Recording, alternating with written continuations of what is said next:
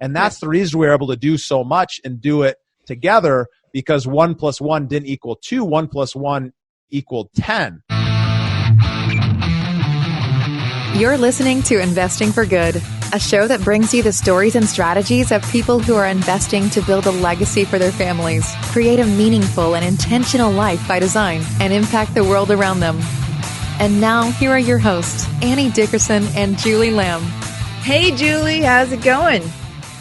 I'm doing really good, but I am doing especially good today because I sent my kids off to a summer camp. And it's the first time that they've left the house without me for the last 3 months. They got out of school on March 13th, and today is the 15th, so it's been a little over 3 months. And I cannot tell you the happy dance that I was doing, and I'm doing it right now. I was on our meeting earlier today because as a mama, I just felt like everything has fallen into place today with the kids back in, some kind of environment where they're socializing with some friends. It is an all outdoor camp. The whole day they're just hiking through the Marin Headlands. And so it's not so much of like being indoors and whatnot, but it was just such a good feeling to know that they were outside and just having some freedom to run and play. And super excited. Oh my gosh. Happy mama, happy kids, I bet. Right. Oh my gosh. And, we talk all the time at Goodegg Investments about how, create all this passive income and wealth for your family so you can spend more time with your kids, which is great. But we also have to have time for us, as we're finding out. That part is super important for just mental health, for mindset, for all of that balance that we talk about. Yeah. The balance, I feel like, is the thing that for the first month or so it was great, and then it was like it wasn't ending. I just needed that time and space away, and I couldn't get it. It was very, very difficult, as I'm sure a lot of the listeners can identify with. So.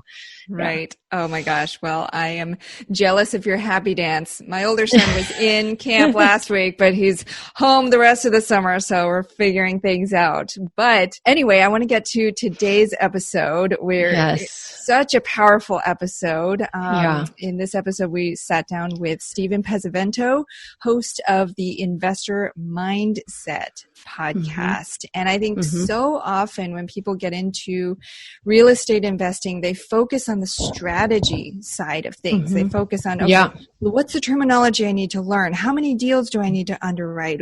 How do I talk with a broker? How do I fill out the lender paperwork? They focus on the strategy, and that's where so many people get caught up, because strategy is only such a small part of it, and a much bigger part of it is that mindset piece, which Stephen talks so much about in this conversation. And with all of the experience that he has, over 200 flips that he's done over the last couple of years, that wasn't even the highlight of the conversation. And I feel like the value add in this conversation was so much around mindset. And I'm just going to say it because it was the best part. He kept referring to, he said this thing, he said it a couple times: find someone else's belief to borrow. Find somebody else's belief to borrow. And it's so powerful if you really think about what he's saying. He's saying, go read a book, go listen to a podcast, go listen to Tony Robbins on YouTube or whatever, and borrow his beliefs about what is true in the world. And it'll amaze you what you'll be able to do with everything that you want to do in real estate investing, or otherwise even in your personal life. And we dive into so much more. That was just a little nugget that I wrote down, highlighted, underlined, and we'll put it up on my vision board. I'm super excited about that because I think it's so powerful. Indeed. I mean, it goes back to that whole fake it till you make it. And that's right. Mindset is such a hard thing to quantify, but as Julie and I can attest to, once you really focus on doing that hard mindset work, it serves you in every aspect of your life, from your family to your personal life to your business, to our partnership, everything. And so for everyone out there, definitely listen in. This is so much good value in this conversation. Here it is, our episode with Stephen Pesavento. Hey, Stephen, welcome to the show. How are you? I am doing phenomenal. How are you guys doing today? Excellent. Great. So glad to hear that. This is going to be an excellent conversation. Can't wait to dive in. Now, Stephen, I know you have a ton of experience in real estate investing. You've flipped hundreds of homes within just your first few years in investing in real estate. And I know you're not afraid to roll up your sleeves and get your hands dirty, and you've already seen such massive success. So to get us started, take us back to those early days, take us back to the beginning. What led you to get into real estate in the first place, and what were you looking for? Yeah, such a good question. And knowing what you're looking for is key to finding success and finding it quickly. And so when I got into real estate, the real estate bug bit me early. I read Rich Dad Poor Dad at 17, but I didn't take action on owning my first property until nearly a decade later. Right? I went down this path and I had all these limiting beliefs, these things that were holding me back, that I kept thinking, well, hey, I don't have enough experience, or I don't have enough money, or I don't know the right people, or I'm not from the right family, or, what would make me think that I can go and do this? And so no matter how many times I made offers on houses and other things, it just didn't happen. I didn't follow through all the way to completion. But when I finally made that decision, that was the key point that changed everything, was that I decided wholeheartedly that I was going into real estate and I was going to do it big. And so when I made that decision, I jumped in with both feet. I cut off all other options and I went, deep into the flipping and wholesaling side of real estate. And ironically, as I dove in and I had made that decision, I realized that I had actually been investing in real estate for a few years before. I was doing Airbnbs. I was making great cash flow. I was using Airbnb as a tool to fund my then startup and lifestyle, and leaving my house for a week or two out of the month, going and traveling or staying with other people, and using that to be able to fund my business at the time. But once I finally dove in, I had to make sure that I could find some great people to learn from. So I immediately started going to a lot of networking events, a lot of meetups, connecting and finding mentorship.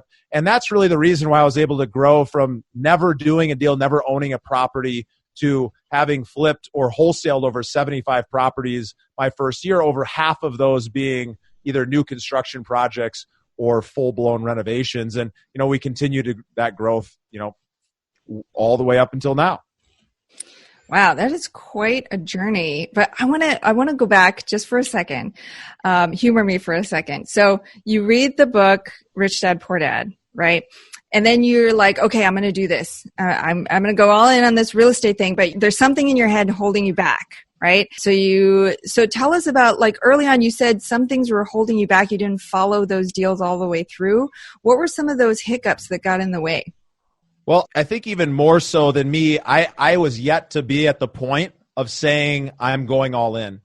At that point, when I was 17, my dad had given me this book. I read that book, and ironically, I gave him the same book back for Christmas and said, you need to take action on this. You should re-listen to this or reread it, and which is kind of ironic. But the interesting thing is that, it took many years of planting these ideas in my head to believe that it was possible for, a guy like me or a kid like me at the time to go and live that kind of a life. I grew up with two amazing parents, single mom who was, working in restaurants and now owns a bar, doing that kind of work. And my dad, who is a salesperson and has been working at the same company for almost his whole life. And so I grew up where money wasn't prevalent. There was always this feeling of lack.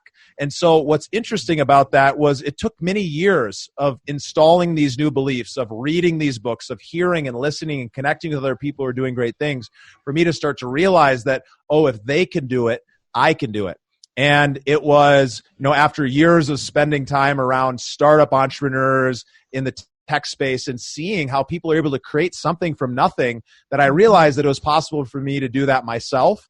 And then eventually when I got into real estate, I realized that, I can do those things as well. And so it was at that point when I kind of had cleared out a lot of that mental junk to realize that, okay, there is a lot of fear. There's a lot of anxiety about what could go wrong. But if I take a little bit of time and figure out what could go right, how this could work out, and I look at what's the upside versus the potential downside, it made absolutely no sense for me not to go all in and jump in with both feet, because it would be very easy for me to get back to that point of back into management consulting or the corporate world that I was working in before. And mind you, every time I took a new job, I doubled my salary from the second I graduated college to the second that I went full-time into real estate. And so each of those leaps, I kept moving farther and farther up. And so when I left that space, I thought to myself, well, even if I have to take a step back for a little bit, I know that the skills that I have are needed and they're valuable, and I can go back and get back in that. So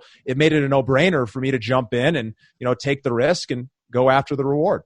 During that time, it seems like you went through quite a journey, from Rich Dad, Poor Dad, and then all the way through going full in on real estate. During that time, were there any, because I know that a lot of our listeners are struggling with this as well, sort of having those mental hurdles, not necessarily money or not necessarily time, but just having some sort of mental block. But was there anything during that time, any exercises, any events, any classes, any books, podcasts that you maybe listened to or found that really made a huge difference for you? Absolutely. And I think podcasts are a great way to really take those thoughts and beliefs of others and install them into your own thinking. So I run a podcast called The Investor Mindset, where we focus on both the mindset and the strategies that have led some of the most successful people to their success. Greats like Chris Voss, Joe Fairless, the author of The Go Giver, Jay Papasan, and many others in between. And what I found earlier on, which I'm going to get to your original question in a second here, what I found was that there's certain things and certain ways of thinking that successful people all hold true. Right. And so when we can listen to podcasts, when we can listen to these books, we can start installing those thoughts into our head. And the more open that we are and the more ability that we have to understand ourselves where we are today, the quicker this process can happen.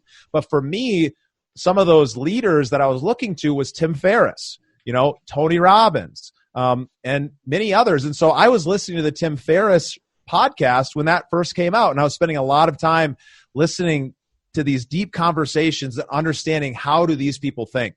And I dove in to Tony Robbins' program called Personal Power 2, highly recommend it. Came out probably in the 80s or 90s, and it is still as relevant today. And I can tell you that because I've gone through it many, many times, typically about once a year. And every time I go through this process and through this program, I end up coming out the other side, shutting down a lot of things that I'm focused on and getting really narrowly focused. And so at the time when I first went through this, I was working on a startup. It was early stage. We were finding a lot of traction. We were pre-funding, and we had a lot of money that was interested, but we didn't want to accept it until we had our business model fully wrapped, because we didn't want to give up equity too early, and we didn't want to have investors that we needed to deliver returns when we weren't exactly confident exactly what direction we were going to go. And thank goodness that we didn't, because after going through this exercise, I had this realization that I was developing an on-demand storage company where we had like an Amazon-like interface. You could deliver all of your stuff back to your house. You've probably heard of companies like Boxbee and MakeSpace that are really big in the Bay Area and New York. Well, we were working on the same idea right around the same time. And so what's interesting about that was we realized that from a values perspective, we weren't in alignment. We were chasing the money. And so after I went through this process, and the process essentially is sitting down and getting really, really clear on what it is that you want, and then getting clear on why you want it. And we all hear about, getting clear on your why. And for a lot of us, our whys are, very, very specific. But the key point here is if you know what you want, and you've got that little emotional driver of the why, it can be really clear for you to make decisions on whether you should do things or you shouldn't. So after getting clear on my what and what I was hoping to accomplish and why I was actually participating in this company, I realized that I was going after it for the significance. I was going after it because I was the head and founder of a company, and it was a great idea, and it had a big market cap and a lot of opportunity, but we weren't aligned from a values perspective. So we ended up deciding to sell off all the assets, shutting down the company. And at the time, it felt like a failure, but it felt like a win to me because I was clear on what it was that I was looking to accomplish. And it made that decision much easier for me to step outside of the ego and the emotion of the moment and step into what was actually going to be best for me. And so your listeners can do that by simply just sitting down and asking yourself, what do you want? But getting really, really clear on exactly what that looks like so that you can actually go and figure out a plan to get there on the back end. Interesting. So I'm curious, if you know that significance was the thing that you were after, how did you go after that? I mean, I'm assuming that feeling didn't go away. So how did you go after that? And maybe was it tied to real estate? Have you found that in real estate? Or what did you do with that feeling of that's what you wanted? Well, it's kind of like when I was working in management consulting. For many of your listeners, maybe you're working in some kind of job where the title is prestigious, but maybe some of the work you're doing isn't what you love as much. And it was the same in that role as well. I actually was really, really good at what I was doing, and I was phenomenal at process improvement. And I loved the name, and I loved telling people I'm a management consultant. That's what every business person wants or to aspire to be. It's a prestigious job. But I realized that outside of the name, I didn't actually love what we were doing or the environment. And so for me, what I realized at the core of what was missing was actually community and being able to be surrounded by other people who are growth focused. So for me, significance is still a player. Anybody who's going to go build a thought leadership platform is looking for a little bit of that in some way, shape, or form. We all have these 6 human needs that Tony Robbins talks about and are pretty common. But for me, growth is such a big one. And being able to surround myself with people who are growth minded, who are looking to continue to better themselves. I realize now looking back, right, we can't put the pieces together looking forward necessarily. But when I moved from management consulting into tech, that's what drew me in. It was that group of people who believed that life could be whatever it was that you wanted to create. And what I find is very true in real estate is that is almost a universal across the board, that people are motivated, they believe they can create good things. And that's one of the reasons why it was very interesting and motivating for me to expand into the commercial side of the business and away from the single family side, because the clients that I had been serving on the single family side were people who were going through a tough time, were buying their house at 60 cents on the dollar, and it was a one-time sale. There's no long-term relationship. These folks don't give a hoot about personal development. They probably think the kind of things that I think are amazing are crazy. So what I'm getting to is just realizing what it is that you want and what that environment feels like. And if you get that clear picture and vision, you can start to find where you actually fit and where you're going to thrive the best at. It's so interesting because when I fell into real estate 4 years ago, I feel like it was so much of the same for me. And I had looked for this same sense of community and the same sense of, surrounding myself with people who were just as eager as I was to, succeed, and who were just as eager as I was to help also. And when I came across real estate, it was like, it was just like, I felt like I had found my people, because everyone in real estate is always so giving. You guys ever notice that? Like, people always want to help each other, in all the Facebook groups. I feel like everybody's like, oh yeah, why don't you try this? And it's like that one thing that you read that just like changes your whole trajectory or direction you were wanting to go. And everybody's so nice and like willing to give, and definitely has that sense of community. So I love that. And I love how you took that desire for significance and you moved it over and you sort of changed it all around. It was no longer about titles and that kind of thing, but it was just about the people that you were helping. And I feel like that's so much of what we do too, and the reason why we do it. And it makes me feel so amazing. And I feel so grateful every day that I get to wake up and contribute to real estate investors and feel like I'm making an impact in some small form or another. And so I love that. That's so cool. It's so true. I mean, you can develop significance by having a title or being at the front of the room, or you can develop significance by helping a lot of people, by making a change, making a difference, by contribution. So you can actually just reposition something.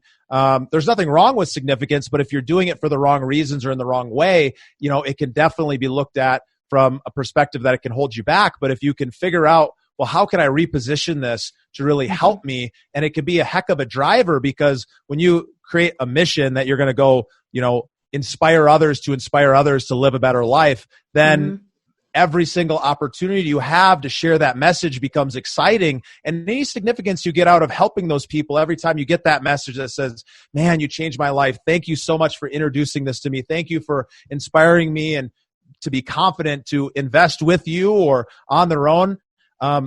It fills me up inside, and I would have never expected that it could much, much more than some of the titles or those other things that used to in the past. Absolutely. Yep. 100%. I don't know, Annie, are we ready to kind of switch gears, or did you have some other questions you wanted to ask? Because I want to dig into the flipping and the wholesaling. It's an area of real estate investing that I feel like has always, been something that's kind of elusive, out of my reach. Flipping to me when I first discovered all of this bigger pockets and whatnot, and I kind of dove in head first and was trying to figure out, what do I want to do in real estate? And I think flipping is the most popular one that most people know about and see on HGTV and whatnot. But it always seemed so risky. Whenever I think about flipping, I always think, ooh, risk and a lot of work. But you seem to have managed to figure out a system and a strategy. I mean, at this point, how many houses have you flipped now at this point? Yeah, so we've done over 200 deals. And a little bit more than half of those have been like full-blown hardcore renovations or new construction type projects. Okay, so how in the world, I want to know, what did your first flip look like, and how did you gain comfort around that first flip and getting out there and saying, okay, I'm going to take on this risk? Did you have partners? How did you put the deal together? Tell us a little bit about that first deal. And the reason I'm asking is because I think for so many people, it's doing that first deal. We hear about this all the time in our world in real estate. It's always about that first deal, and would just love to kind of dig in on that and learn more, because I think if more people can understand maybe how you got to your first deal and did it, and mistakes you learn and whatnot, I think it can help a lot of people who are listening who may be considering getting into flipping. So tell us about that one. Yeah, I think everything goes back to knowing what it is that you want and why you want it. So if that's bringing you down this path towards, hey, I want to go flip real estate, one of the good benefits of going after appreciation, which is flipping real estate, is that it is a short-term deal. It's a short-term project, meaning you're able to go full cycle much faster, and you're typically making chunks of money, right? So if your goal is to make chunks of money and make them in shorter succession for you to be able to invest long-term, then that can be a great option. What can happen though, and what definitely happened to me, is you end up getting sucked into the machine that you build, because part of that strategy to get there is to do more and to do more in order to have the economies of scale that really are necessary to be able to do this out of state. And mind you, I'm based out of Denver, Colorado. When I started, I was living in Southern California, but I have never owned a house in Southern California. I've never flipped a house in Southern California. I flip in Minneapolis, Minnesota, and Raleigh, North Carolina. So nearly the opposite side of the country. And the deal is that you really have to be working with really, really smart people. So right off the bat, my very first event I went and sought out somebody. I had planned this out. I had made a pitch to them, and I had traded something that I had the ability to build phenomenal websites to have them allow me to shadow them for a few weeks. The offer was so clear. I was building this woman a $15,000 website to have the ability to follow her around. Before I could even finish, her hand was out and she was like, heck yeah, let's do this. And so I was able to learn a lot very quickly by being able to shadow somebody. And then that gave me the ability to be able to talk the talk and show people that I was making progress. Right? People want to invest with, and they want to partner with, they want to work with people who are quickly progressing in a direction. So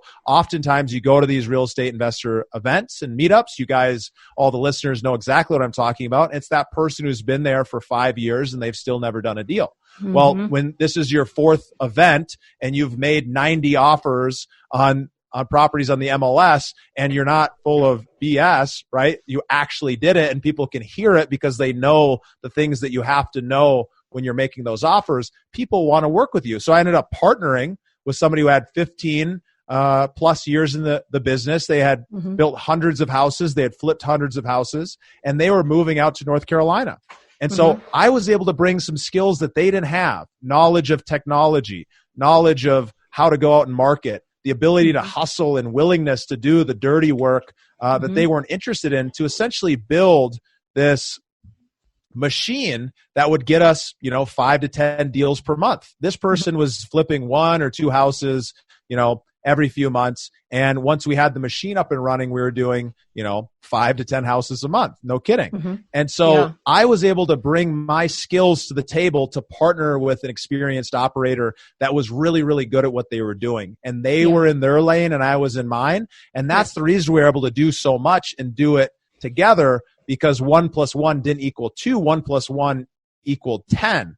And so it made a big difference. And that's essentially the same thing that I've done moving into the syndication world, is taking those skills that you're really good at, find out what your unique ability is, and then go find some other folks who really need that.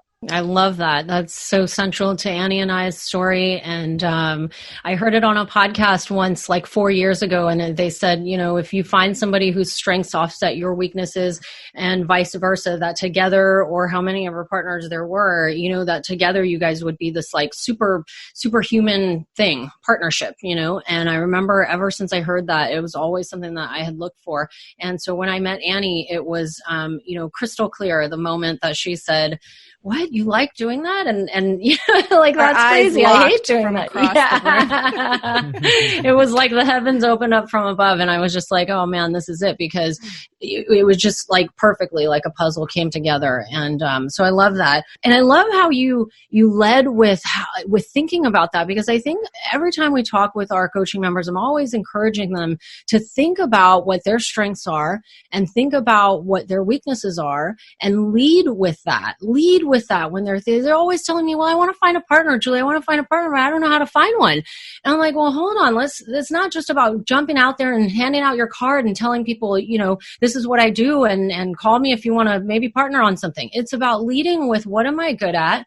How can I help you, right? We always talk about this. It's like put the towel over your arm and put your hand behind your back. And it's about, how do I serve, right? How can I serve you? And in the partnership world, if you really want to go from where you are to all the way over here, think about how you can serve somebody in their life and help them. And they'll bring you along for the ride as well if, you're serving a need. Absolutely. I mean, look at that first relationship that lasted, a good 3 to 6 months. I went to that person with value. I didn't ask first. I offered first, and I brought value to something that they really, really needed. And so it was a clear win. And so what I would go to everyone in the audience is to think for yourself, what is it that you're really, really good at? Like for me, the kind of person that I'm looking for, and what I often will ask in an interview right before this, right before I got on, I was talking to somebody else and I asked them this question. I said, hey, who do you know who is a very experienced operator or very, very good at operations and numbers? Maybe they don't have the experience in real estate, but they're really, really good at keeping things organized, and they're really good at running somebody else's vision. It's like, who do you know that's like that maybe would get some value or benefit from somebody who's really, really good at marketing, at pitching, at sales, who's got a big vision and really needs a partner who can operate and run that. And so if anyone's listening and you happen to be that, please reach out to me on LinkedIn or Facebook. You can just find me, Stephen Pesavento, and obviously it'll be in the show notes. But when you put this out into the world, all of a sudden other people will say, hey, 100%. I actually know somebody that's exactly like that. And great things can happen. That's right. And I always tell people, I'm like, look, guys, if you don't tell people that you're looking, no one is going to know that you are even looking for a partner. But it's not just about saying that you're looking. It's about exactly what you just said. It's not just saying, hey, I'm looking, but it's saying, here's what I'm good at. I'm good at this, and that. Know anyone who might be interested. Maybe it's you, maybe it's not, but it's like telling people who you are, what you're good at, and that you're even looking for a partner. And I think that's the thing. And Annie, when we first met, that's what I had told you. And I said, here's what I'm good at. And, you told me what you were good at. And that's, you're like, hey, well, this might be, be a good opportunity. So I love that, because I think that's important for everyone, because I hear it so often. They're saying they're looking for partners. I can't find one. It's like, are you asking anyone? Like, are you telling anybody that this is what you want? So I love that. Great tips. So tell us more about how you actually did the first flip. It was alongside this partner that you did, and you learned what you learned in that 3 to 6 months, and then you ventured off and did your own, or what did that look like? Oh, no. Great follow-up question. So I shadowed this person start to finish, was not a part of that deal, not an owner, but I was a part of all the selection of everything. This person subbed out every contractor, part of those conversations, overhearing and listening. So I started to learn the pieces and what ended up coming together. But when I actually got started, really where it started for me was at my unique ability. So I was marketing direct to seller for deals. We started sending, letters, direct mail in this case. In the first 2 years, I had spent over $1 million on marketing. So I definitely learned a thing or two about, going direct to seller and what it takes to go and find people who have motivation and how to communicate to them. It's just called direct response marketing. It's the same thing people do online, but they've been doing it via mail for many, many years. And so what we did was I went out and found a list of potential folks that matched the type of profile of somebody I was looking for. We started mailing them, but it takes time with direct mail. It can take 3-6 months. So you're going to start getting an answer much quicker. But the key there for me, the key to us getting that first deal was knowing what volume I was going to do it at. I needed to make sure that without a doubt, within 30 to 60 days, I was going to have a deal. So I learned very quickly early on that if I don't do enough, it's a gamble on whether it's going to work. So we ramped up our marketing and I jumped on the phones. I started cold calling people. I had, bought this list. And what ended up coming out of it was we got this amazing, amazing deal under contract. It was so amazing that it only made us $4,500, which is not anything. It took nearly 2 months to sell. It was a complete junk deal.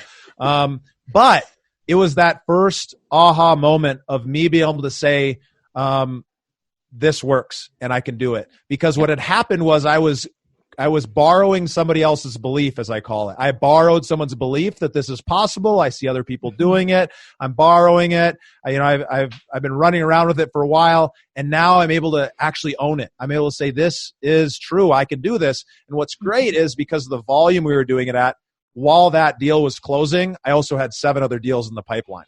So the first flip that I actually did was the first of 5 flips that were all going on at the same time. And what had happened was where my responsibilities ended, per se, was once we closed on the deal. And of course, I was a part of it and part of bidding things out, but my partner managed the part of the business that he was the best at. And I would fly out to North Carolina and do marketing. I'd go and do Facebook Lives and, speak to our investors and things like that. And at the end of the deal, we would put the property on the market and sell it. And, thank goodness, the first one that sold, we made money. And I was able to say, yep, the first flip was a success. But between 1 and 200, of course, we had some losses. And those are where I think you end up learning the most. I love that. I feel like 4,500 on your first deal, it's like not a big win, like monetarily, but it's like what it does is it buys you that belief. And it's like, oh my God, whether you made $1 or $4,500, it's like it buys you that belief. At least it was in the positive and not the negative, but it bought you the belief that you can do it. And Tony Robbins has his belief around the success cycle, and the belief that you can do it is really where it starts, because that really is what, puts into action all the other things that you're going to do to make things happen, and then so on and so forth. And so I love that. I feel like it was totally a win because, totally. Had you not made the $4,500, then maybe that would have scared you and you never would do another deal or something. I don't know, so I love that. I had decided that I was going to do it no matter what. So at that point, it was just like, I have got to keep my head down, just keep grinding and cranking. Yep. But like without having that win, you're always questioning yourself. You're always asking like, is this really going to work? Am I going in the right direction? Am I capable of this? So I want to dig in there for a second, because you're spending, I imagine, hundreds, maybe thousands of dollars sending out all of this mail, right? And as you said, you probably didn't hear back right away. So you probably, the wheels are spinning in your head and you're doubting yourself. How long was it before you started hearing back, and how much money had you spent at that point? Yeah, so it's a great point, and this will just take me a second to outline it, but I think it's a good illustration of how quickly things can happen, but also how long it can take, right? So I made the decision that I was going to go into real estate hardcore full-time at the beginning of June. I went to my first real estate event, and I made that offer, and I went and walked the property with her on July 3rd. I then, between that time, had made 90 offers in less than 8 weeks. on the MLS. I didn't get any of those. Well, I did get 2 of them under contract, but they're really bad deals. I learned a lot along the way. I sent out some direct mail, 3,000 letters to folks, and only got 12 phone calls. And that's when I decided I needed to market out of state. And that's when I stopped doing business in California. And so it was between November of that year and January, middle of January, that I was focused on North Carolina. So I was sending mail November, December, and January. And I had this property under contract from mid-December all the way through the end of January. So it was almost 2 months of me struggling and grinding to try to find somebody to buy this thing to prove that it was a good deal, that we could make money. But during this time, we're sending 15,000 mailers a month. So it's about $6,000 a month.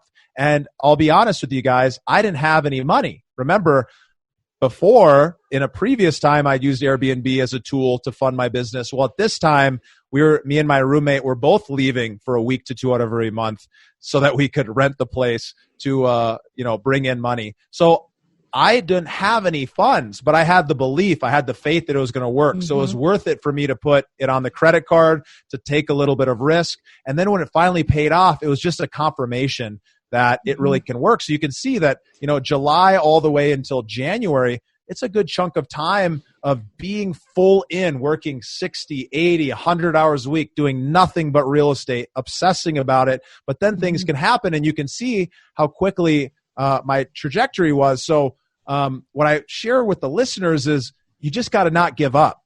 You got to just keep on trying different things, because if I would have just stayed focused on California, I probably would have burnt out, or I would have needed more money. Right. And so just some big takeaways there.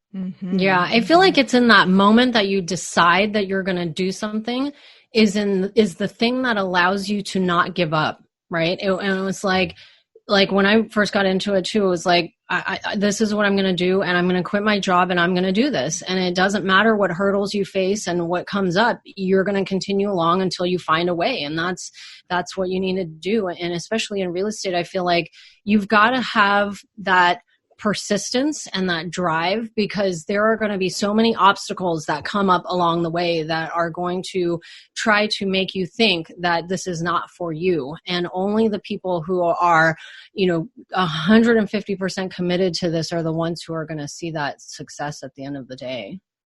So I love that. Totally true. I can only imagine. I mean, you started in June, and then by July 3rd, you were fully in it. But that wasn't like July 3rd wasn't like, ooh, you finished the flip, you sold the house, right? It was like you were making tons of offers, 90 offers in 8 weeks. I mean, a lot of people would have quit after the 10th offer, the 15th offer, the 20th offer, but you kept going and going. And then same with the mailers, you sent them out. Maybe didn't hear anything back. You spent thousands of dollars. You were Airbnb-ing your place. Like, I want people to this is the day-to-day grind that a lot of us go through to get to the point where now you're on the podcast. Now you're sharing your story. Now you've got tons of followers and all of this success, but it didn't come before you put in that effort and the grind to get there. And so that's an incredible, incredible story. So I want to go back to something that you had said, which was you had made all these offers, and a lot of them were on MLS. Now, to our listeners, a lot of them might be thinking, oh my gosh, this direct mail thing, I want to do a flip, but I don't have time to do all these letters and answer all these phone calls. Why can't I just go on the MLS, find something that's listed, that's probably a dump, make an offer on that, and just buy that? Yeah, it's a good question. Well, you can do anything you want, and it's totally possible for you to find deals on the MLS. But what I will say is that if everyone is looking in one section of, the different channels that you can find deals, if everyone's looking over here and this is the easiest place to look and this is the place that everyone has access to, then of course, it's also going to be one of the harder places to find good opportunities. And so depending on where you're at in the market cycle, depending on where things are at from a consumer sentiment standpoint, when I was getting started, things were hot. Things are really, really hot. They're hot now. They were extremely hot back then. And everyone and their mom wanted to get into real estate. And so, you end up having to find new creative ways to go after and find these opportunities. And what I'll tell you is what worked 2 years ago or 3 years ago on the direct mail side, it doesn't work anymore. Like I used to get a 2-3% response rate, meaning 2 to 3% of people would call me. That doesn't mean they're interested. That just means they picked up the phone to call. They could be telling me to go pound sand, but we track that rate, and now we're at 0.25% to 0.5%. Oof. And I'm talking in Raleigh, North Carolina, where the market is not quite as competitive as, the Bay Area or Southern California. So the point being is you just got to continue to move with the cheese, as they say. You got to continue to focus on where's that next opportunity. And it's true in every industry. And I'm sure people are feeling it in multifamily as well, because, people are like, well, there's just no deals. Well, people were saying there was no deals when I got started, and I found 200 deals. So you can find the deal. You just got to get creative and find new ways and new places to go find those. And so if you're just getting started, I would pick one strategy and work on getting good at it, and follow a mentor or coach or somebody that's close to you who can show you how to do it, and just model what they're doing and go out and do it. But do it long enough to know that the strategy was failing, not you were failing at executing the strategy. I love that. That's such an important thing for people to remember, because I think all too often people get into stuff and they're like, oh man, this isn't working. And, they just kind of give up right before they're about to see that success beyond what's in front of them. So I love that. I did want to ask about your transition, because because I know a couple of flippers out there who, look at flipping and they say, man, this is like a job. I left one job and now I've got another job, and it's a hard, busy, full-time hustle job. You're always out there working hard. So now you're transitioning away from that. If anybody out there is listening and they've been a flipper for a while and they're trying to figure out, how do I make the move away from that? What tips do you have for them? Well, one tip I would have is definitely reach out to me. Happy to share any resources or pass you along things that have been helpful to me. But one of the things I want to be clear about is, like, flipping is a job. It's an active way to invest in real estate. Even if I'm going to go, I'm transitioning to commercial multifamily, raising capital, asset management, acquisition. These are all active responsibilities. Like, if you're going to actively manage those properties, it is going to be active as well. So when I got into flipping, I knew it was a job, but I knew it was a job that has the potential to pay a lot of money. So after a while of you working and making that good money, you start realizing the risk profile is changing in the asset class. And so therefore it's an opportunity for me to change with it. And I also learned a lot about my risk profile. I'm a pretty aggressive, go after it type of person. And so I like to keep people around me who keep me, extra conservative. But as I was going out and doing this activity, I realized that I'm actually much more conservative than I thought. I don't like losing money, and I have lost money, and my investors fortunately haven't, because of the way we structure our deals. They always got paid out and they always did well. But the interesting thing about it is you learn a lot about yourself. And so for those people who are interested in making the transition, or maybe even starting from scratch, the biggest thing is start surrounding yourself with other people who are doing it.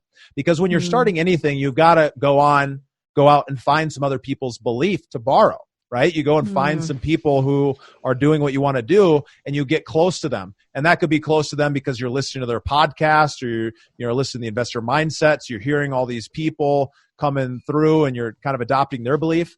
The next step, I think, is finding a way to get active and involved with those people. How can you add value to the world? Can you refer investors their way? Can you, refer coaching clients their way? A lot of folks, are happy to share some of their experience, but they want to make sure people pay the ticket price that they're going to be committed to taking action, because it's not even about the money for most coaches.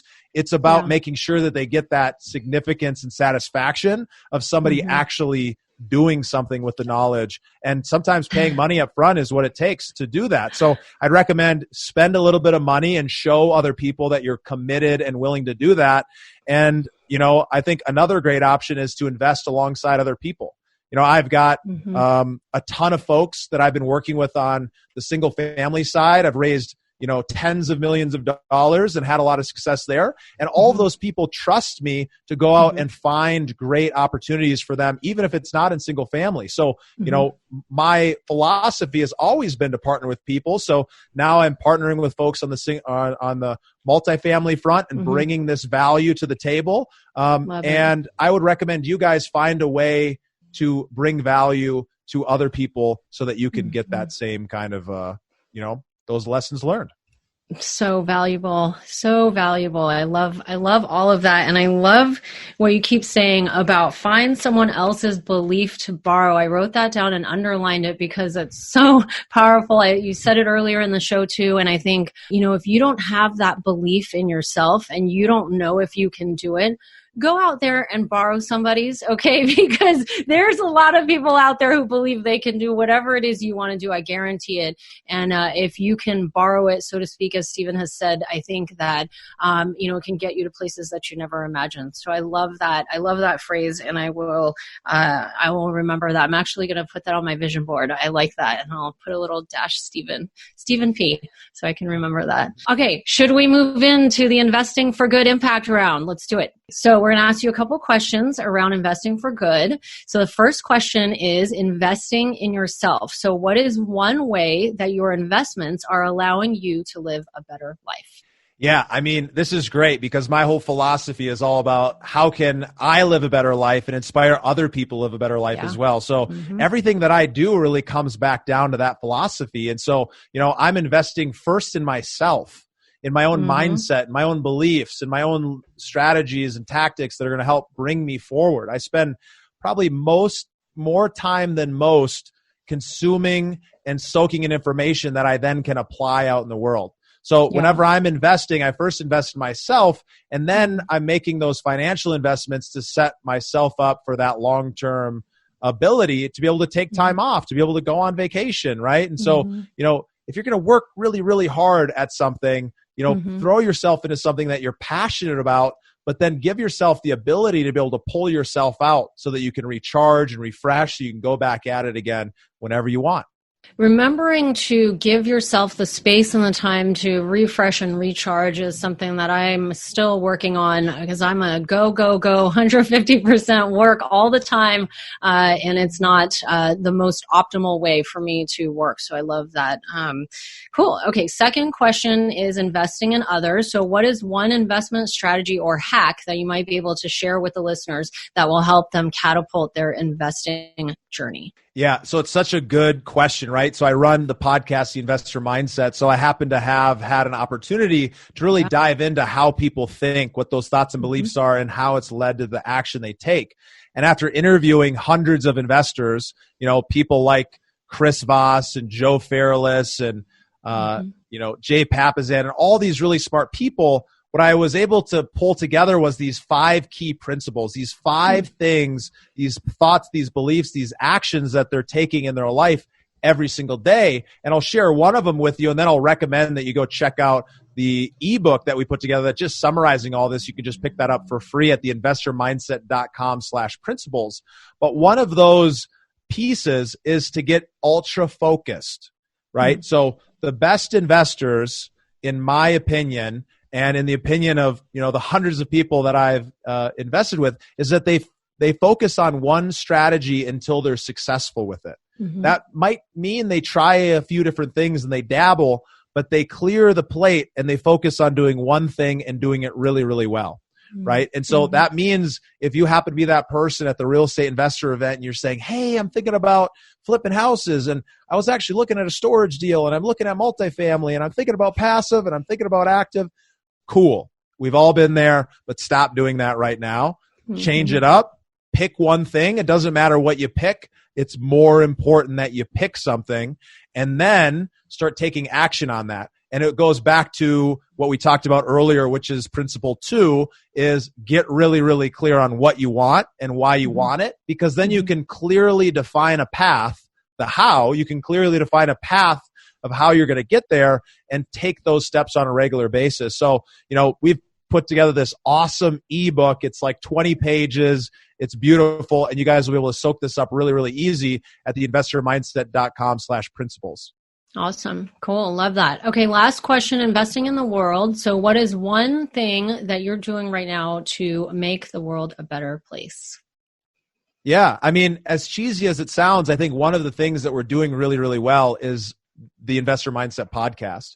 And one of the reasons that I think it's really making a big difference in the world is because when I remember when I was getting started, I was soaking up every single book that I possibly could. That first year, I read 75 books or listened to 75 books. Now, of course, you can't retain all of that, but you retain the stuff that's important at the time. And I listened to thousands of podcast episodes. The Bigger Pockets was just nonstop in my ear. And I think when people have the ability to listen to really, really smart people, have a conversation that's designed at a level where they can soak it in, and somebody's asking the questions that they would want to have asked, you're able to really take in some of those beliefs. And so I keep talking about this idea of borrowing someone else's belief. Well, the more that you can spend time listening and soaking in these things, especially if you're coming from a place that you don't believe that it's possible for you to go do these things, it can make big changes happen. So I'm grateful to be able to inspire others to